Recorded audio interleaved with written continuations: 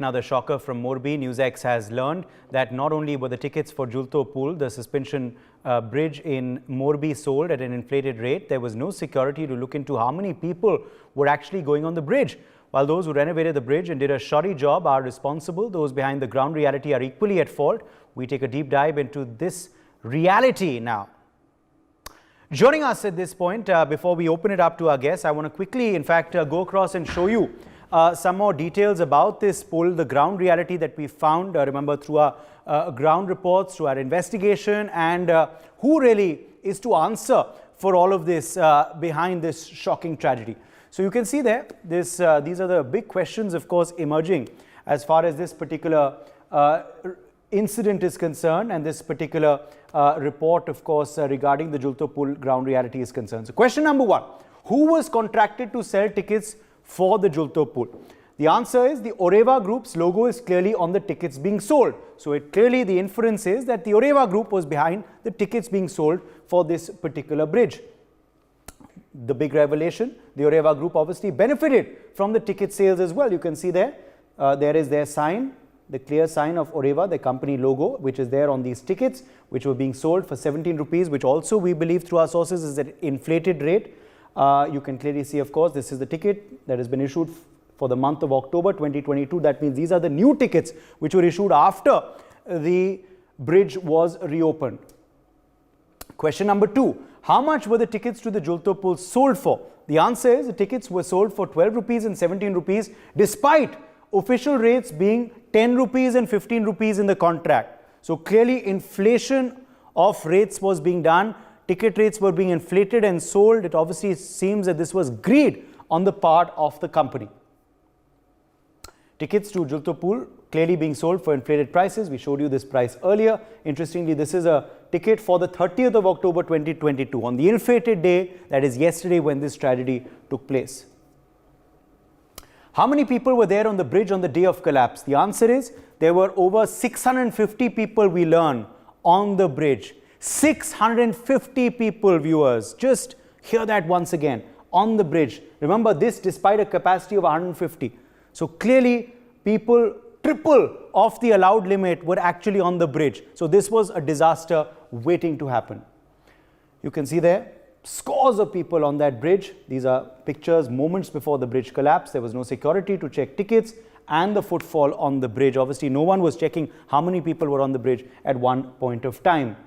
How many tickets were sold on the day of the collapse? As per People and the Probe 200 ticket, 10 tickets were officially sold on the day of collapse. So now it seems that obviously despite the fact that 210 tickets were sold, there were 650 people on board that bridge. So some obviously went in illegally. Was there any security to ensure that only those with tickets were allowed? Was there any security to ensure that only 150 people were on the bridge at one point or not? The answer, obviously no to those questions.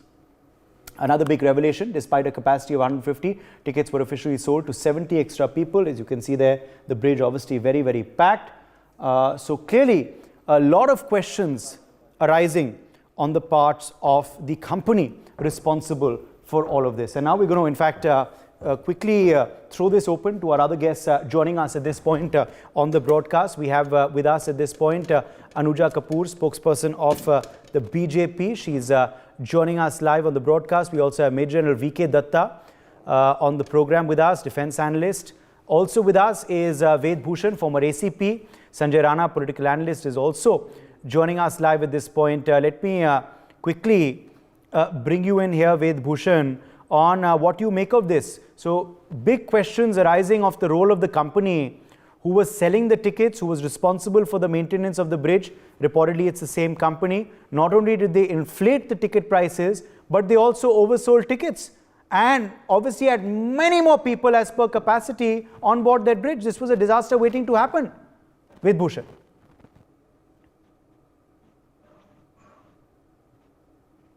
अभी आपने बताया 150 की capacity पर 650 persons कैसे allowed किए गए, तमाम जो स्पेसिफिकेशंस थी ब्रिज के बारे में, there was no testing at all.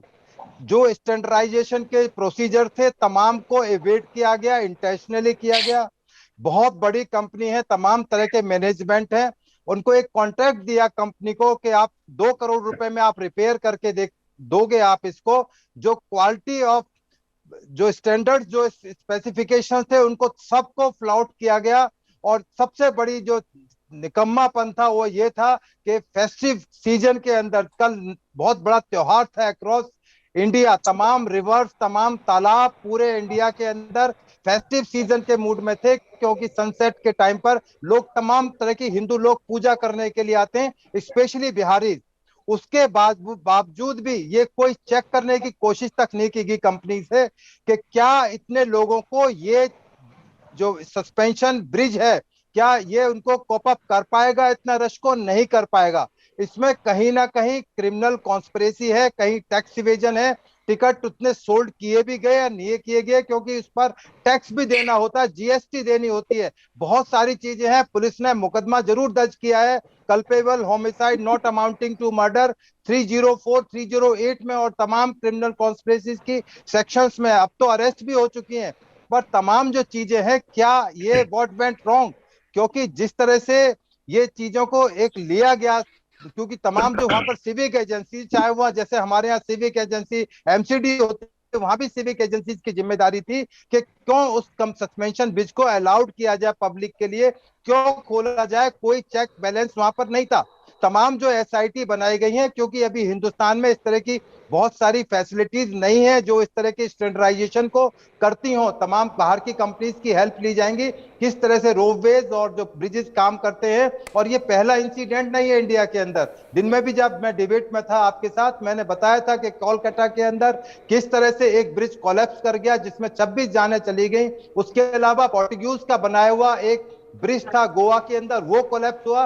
और ये भी बड़ा हिस्टोरिकल ब्रिज है, जो मोरबी को, जो जो वहां पर महल है और जो पब्लिक है उनके बीच में कनेक्टिंग है। ये 140 साल पुराना ब्रिटिशर्स का बनाया हुआ ब्रिज है, जिसको इतनी जल्दबाजी में खोला गया। तो हु इज रेस्पॉन्सिबल? क्या केवल कंपनी रेस्पॉन्सिबल है? वहां की सिविक अथॉरिटीज रेस्पॉन्सिबल है? पुलिस वहां की रेस्पॉन्सिबल है?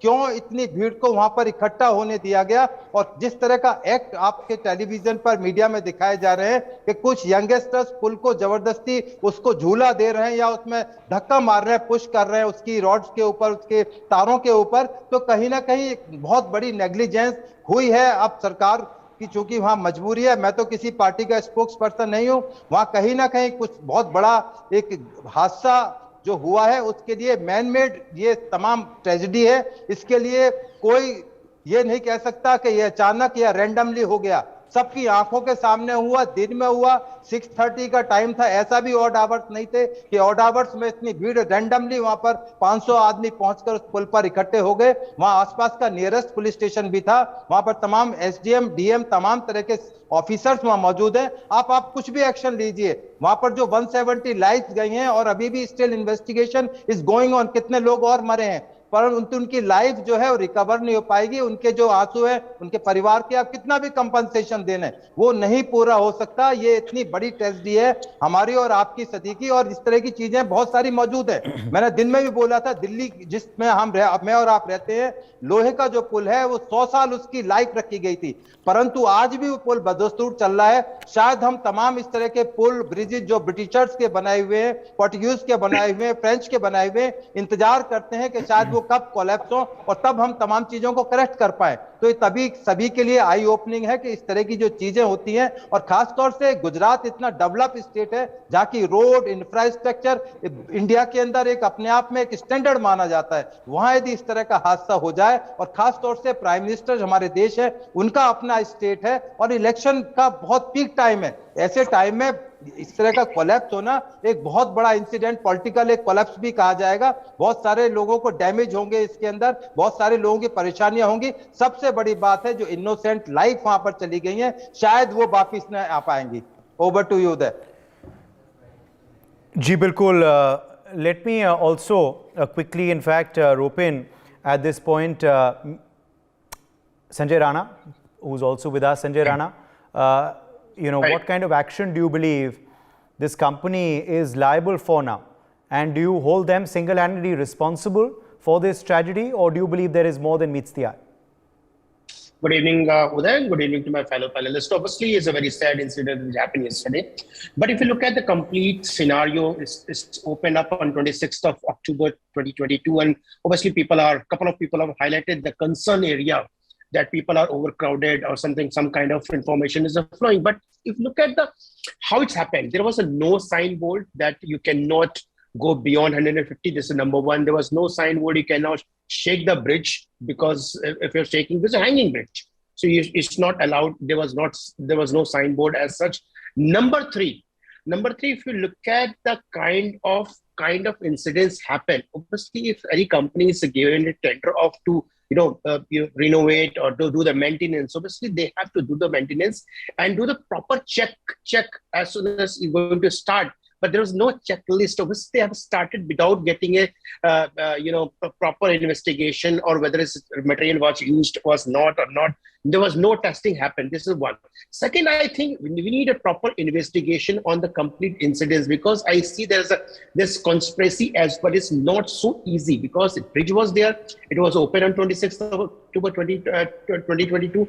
But from then to 30th, what exactly happened? We need to do the investigation. It was not easy, because if you see the visuals which we have, you and I have, obviously a couple of guys are jumping and shaking the bridge, and if you look at the tweet which we received 2 days back from the opposition party, which really alarmed me. Obviously, politics is there. I'm not from the political party, but we need to do the investigation, and there's a clear-cut negligence not from the company. Company is one part, obviously from the government authority. Government cannot say that is not my job. Obviously, I'm absolutely clear. I'm not aware about that. How come no police commissioner was not aware about that? Municipality was not aware about that. The bridge was open on 26, which is very surprising. And government cannot wash their hand by just passing a buck on the couple of guys. 7 guys arrested, 2 security guards, and a couple of managers. These are the very low level guys, and they are not responsible for everything.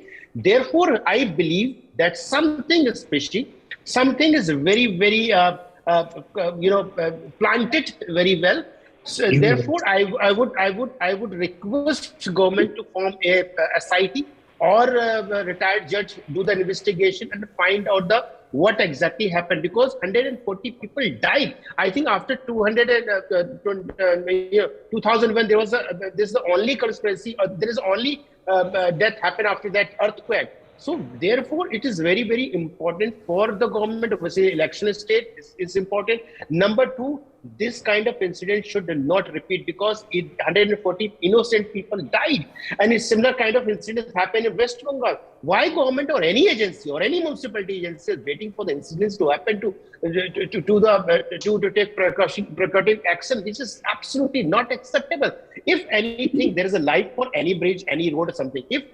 If this crossing the line or crossing the limit, obviously there should be a checkpoint, and government has to check and validate and give the certificate. Before that, this should not be open for the public. And absolutely, is the negligence of the government, I would say. It's the negligence of the Ajanta company who was maintaining or everything. And third, I believe we need to look at the conspiracy as well, because it's my feeling, or obviously I've seen a couple of visuals. I easily identify a couple of guys are jumping. Why people will jump and no one is stopping them? And look at the number of people who were there. As per your information, it was 600 plus and capacity was 150. So how it's happened? Why there was no security? There was no police. There was nothing. No signboard. There is something is for sure. And on which government has to take a precautionary action or set up a SIT. Okay, I'm being told that we're getting a press conference of the Gujarat police coming in. Let's quickly play it out and then we'll go back to our guests.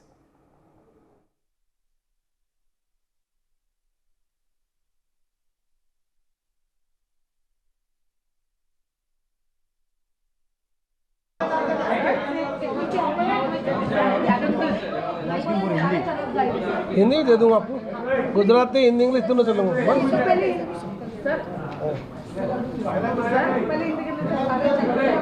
गाड़ी मुकी ने गाड़ी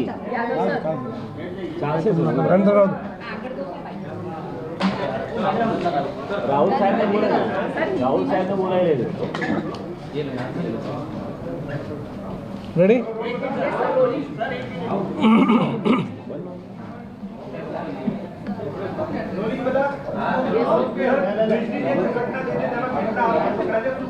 sir अब तक कितने accused arrest हुए हैं, क्या कार्रवाई की गई है? आपने ख्याल है कि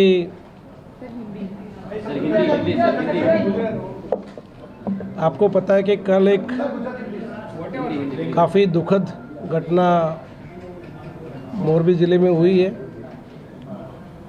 सभी जिन लोगों ने अपना जीवन खोया है उनके प्रति मैं शोक की लागनी व्यक्त करता हूं और काफ़ी दुख के साथ हम लगभग दो दिन तक 24 घंटे तक काफ़ी लोगों का एक करुण दृश्य हमने भी देखा है, तो हमको इसमें काफ़ी आहत हुई भावनाएं हैं। 30 तारीख को हमने एक एफआईआर दाखिल की जिसमें किसी भी प्रकार के नेग्लिजेंट एक्ट के लिए किसी भी व्यक्ति के विरुद्ध में कड़क से कड़क पगला लेने के उद्देश्य से मोरबी पुलिस द्वारा 304, 308 और आईपीसी की 114 मुजब की धाराओं के तहत इसमें गुना दाखिल किया गया। हमारा इरादा शुरू से ही आरोपियों के विरुद्ध में कड़क से कड़क या सख्त से सख्त सज़ा दिलाने का और एक दाखला बैठने का प्रयास हमने कल जो एफआईआर की है उसमें किया गया है। आपको पता है कि ये जो टोटल जो एफआईआर दाखिल हुई है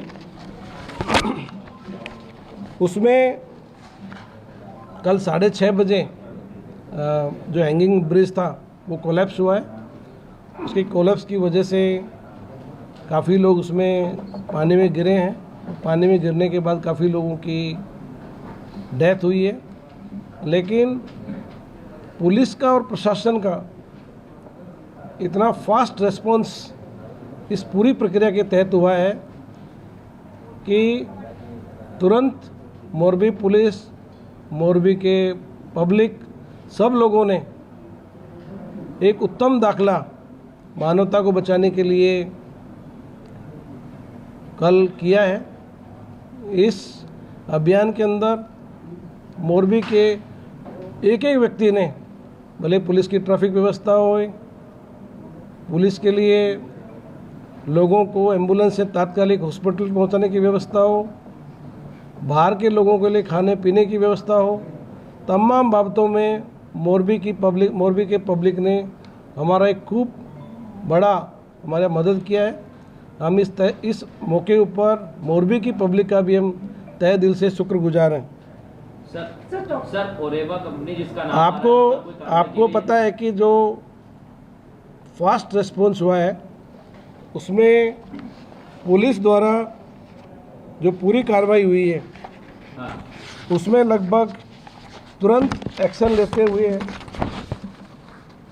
4 जिलाओं से राजकोट, जामनगर, सुरेंद्रनगर, कच्छ और आजू बाजू के जिलाओं से 100 के आसपास एम्बुलेंस, 40 से ज़्यादा मेडिकल टीमें और अलग अलग प्रकार की जो राहत की कामगिरी के अंदर जो टीमें जुड़ी गई हैं उसमें 2 टीम एनडीआरएफ की हैं, 2 टीम एसडीआरएफ की हैं, 6 कॉलम आर्मी के हैं, 30 कॉलम गरुड़ कमांडो एयरफोर्स के हैं, 50 नेवी के जवान हैं, 18 बोट और लगभग 180 फायर सर्विसेज के कर्मचारी अधिकारी अपने साधन सामग्री के साथ तैनात रहे थे।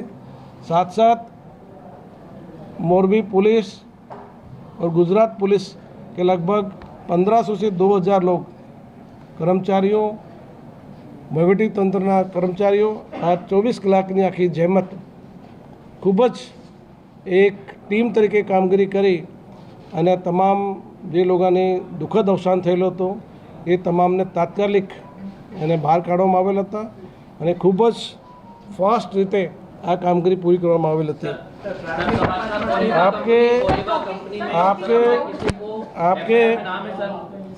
आपके लिए जो कल एफआईआर दाखिल की गई थी उसमें आज हमने 9 लोगों को अरेस्ट किया है। ये 9 लोग कल हमने जो एफआईआर की थी उसके अंदर 304, 308 और 114 की जो धाराएं हैं उसके तहत हमने दाखिल की थी। उसमें से जो 9 लोग अरेस्ट किए गए हैं उनकी जो पूरी विगत है उसमें से दीपक भाई नवीन चंद्र भाई पारेख एज 44 ओरिवा कंपनी में मैनेजर है। दूसरा दिनेश भाई मनसुख भाई दवे ये पण ओरिवा कंपनी के अंदर मैनेजर है। तीसरा मनसुख भाई वालजी भाई टोपिया एज 59 ये टिकट क्लर्क का काम करते हैं। चौथा मदर भाई लाखा भाई सोलंकी ये भी वहाँ टिकट क्लर्क का काम करते हैं। इसके साथ साथ जो इस पूरी जो रिपेयरिंग की काम हुई उसमें जो कॉन्ट्रैक्टर का काम करते थे उसमें से 2 लोग धांगध्रा के हैं जिनका नाम है प्रकाश भाई लालजी भाई परमार, ये ब्रिज रिपेयरिंग कॉन्ट्रैक्टर है। दूसरा देवांग भाई प्रकाश भाई परमार एज 31, ये दोनों ब्रिज के कॉन्ट्रैक्ट के रिपेयर करने काम करते हैं। साथ साथ इस आखिर टीम के अलावा 3 ऐसे लोग भी हैं जो पूरी नेग्लिजेंट एक्ट जिसमें लोगों को रेगुलेट करना होता है, ज़्यादा लोगों को निकालने का काम होता है, ज़्यादा लोग वहाँ की स्ट्रेंथ से बाहर नहीं निकले, तो इस तरह की जो सिक्योरिटी गार्ड थे ये 3 लोगों को उसमें अरेस्ट किया गया है। तो टोटल हमने आज 9 लोगों को कोविड टेस्ट कराने के बाद इनको अरेस्ट किया गया है। दूसरा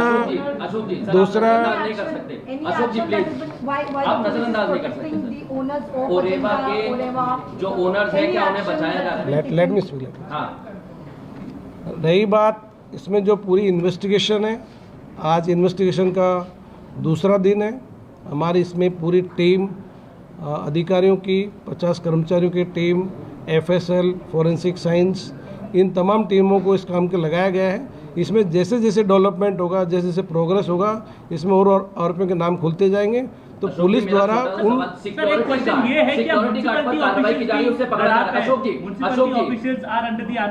निकाय के कितने लोग हैं किन पर कार्रवाई की गई है? देखो इसमें किसी को ऐसे एलिगेशन करना ही पूरे इन्वेस्टिगेशन का एक पार्ट नहीं होता है। इन्वेस्टिगेशन एक साइंटिफिक प्रोसेस होता है। इसमें जैसे जैसे इसका नाम खुलता जाएगा पुलिस उसकी धरपकड़ करती जाएगी और किसी भी व्यक्ति को किसी भी कंडीशन में छोड़ने का पुलिस का कोई इरादा नहीं है। गुजरात सरकार और हमारा भी प्रयास ये है कि इस पूरी प्रक्रिया के अंदर एक सख्त दाखला बैठे। इसके तहत हमने एक स्पेशल इन्वेस्टिगेशन टीम की रचना की है जिससे कि किसी भी व्यक्ति को कोई भी अवकाश नहीं मिले और पूरी इन्वेस्टिगेशन और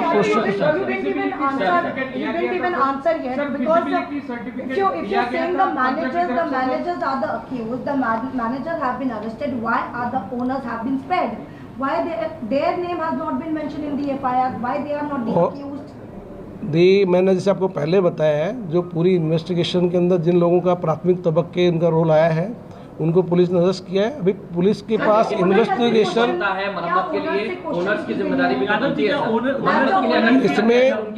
इसमें जिसकी जवाबदारी बनेगी उसके विरुद्ध में पुलिस द्वारा भविष्य के अंदर जैसे जैसे स्टेटमेंट आएंगे, एविडेंस इकट्ठे होंगे, पुलिस द्वारा पकड़ा लिया जाएगा। अशोक जी, सर आपको देश सुन रहा है। अशोक जी, 130 लोगों की जिंदगी चली गई है, जवाब मांग रहे हैं। मरम्मत करने वालों का क्या? आपके जितने भी क्वेरी वगैरह है वो मैं क्वेरी का आंसर दे रहा हूँ। इसमें एग्रेसिव बर्तन करने से हमारी जो पूरी इन्वेस्टिगेशन है उसमें पूरा जो हमारा रोल यही है कि इसमें जो अधिकारी कर्मचारी इसमें लगाए गए हैं हमने पूरे हमें गुजराती बोल दो, आप मुझे बोले तो दो, आप बताइए ना सर, ओनर्स को लेकर क्या कर रहे हैं? आप मुझे बोले तो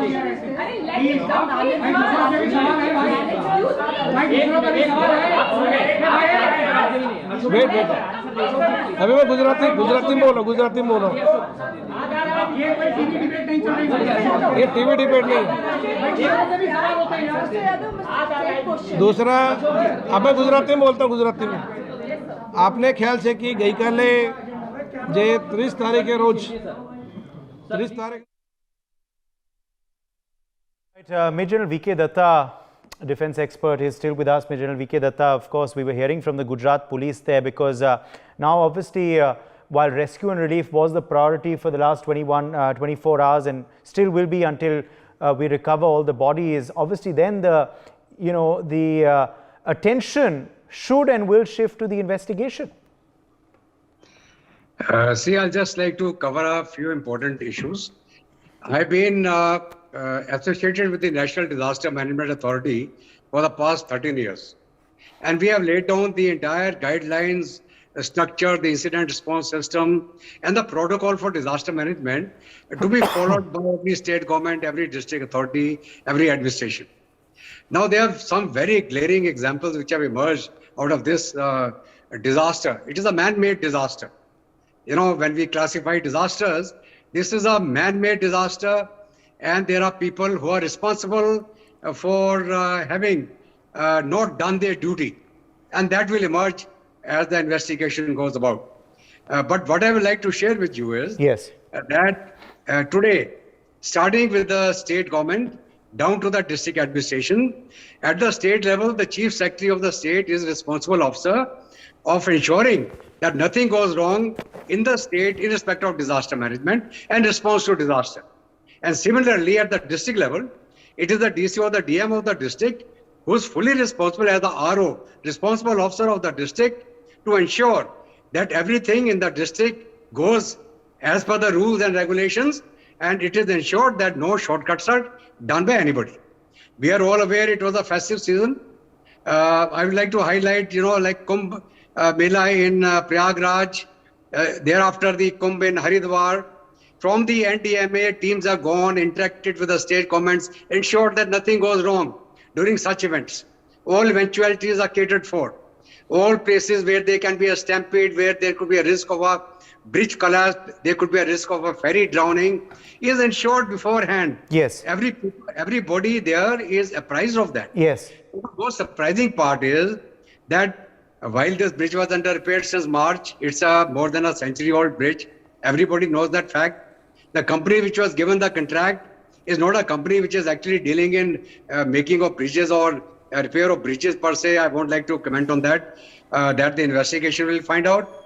The issue is that once this bridge was opened to the public, what steps were taken by the district administration, by the DC of the district and the RO of the district? What police deployment was done? What was the role of the municipal corporation or the municipality per se, depending on what is there? And why and how did people beyond the capacity of the bridge were permitted to go on the bridge and thereafter lead to a collapse?